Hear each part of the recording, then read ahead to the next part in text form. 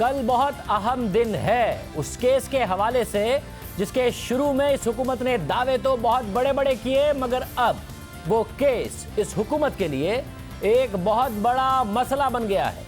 Rana Sanaullah case की कल समाअत होगी, ट्रायल शुरू होगा या नहीं, सबके जहनों में ये सवाल उठ रहा है, क्योंकि हुकूमत का दावा है कि जब ट्रायल शुरू होगा तो शवाहिद सामने आएंगे, मगर राना सनाउल्लाह चाहते हैं कि पहले ये इंक्वायरी हो, क्योंकि उन्हें लगता है कि मातहत अदालत से उन्हें इंसाफ नहीं मिलेगा। ये तारीख है कि ANF कवानीन की वजह से मुल्जिम को सज़ा मिलती रही है, मगर ये भी हकीकत है कि आला अदालतों ने मातहत अदालतों के फैसलों को कलअदम करार दिया है, इसलिए कल का दिन अहम होगा।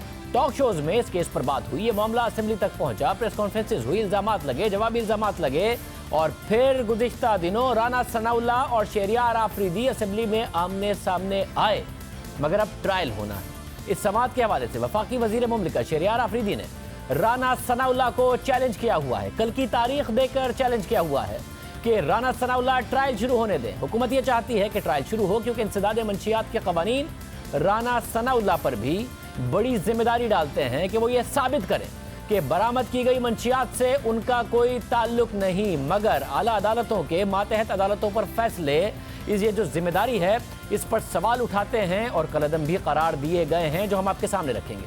हुकूमत और ANF का दावा है कि राना सनाउल्लाह अदालत में सबूत दें, ट्रायल शुरू होने दें तो अदालत में दूध का दूध पानी का पानी हो जाएगा। अब सवाल ये उठ रहा है कि इल्जाम साबित कौन करेगा, बारे सबूत कल किस पर होगा, क्योंकि DG ANF कह चुके हैं कि राना सनाउल्लाह सबूत अदालत में पेश करें, जिसके जवाब में राना सनाउल्लाह ने सवाल उठा दिया है कि DG ANF किस अदालत से रुजू करने का कह रहे हैं, जिसे व्हाट्सएप पर तब्दील कर सकते हैं उसका कह रहे हैं।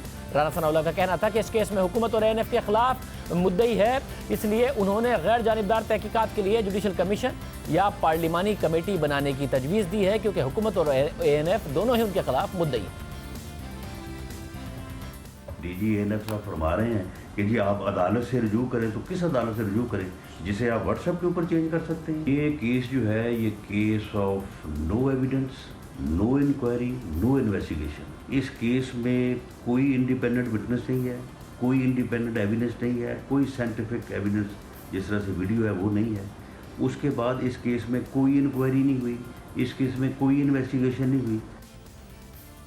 ये बात राना सनाउल्लाह ने DG ANF की उस गुफ्तगू के जवाब में कही जो उन्होंने नुमाइंदा जियो न्यूज़ एजाज सैयद से की थी। आज तो किसी बंदे ने ये कहा है कि अदालत में यह बैद निकल के सरेआम कत्ल करके पकड़े जाने वाले आदमी ने कभी ये कहा है कि मैं मुजरिम।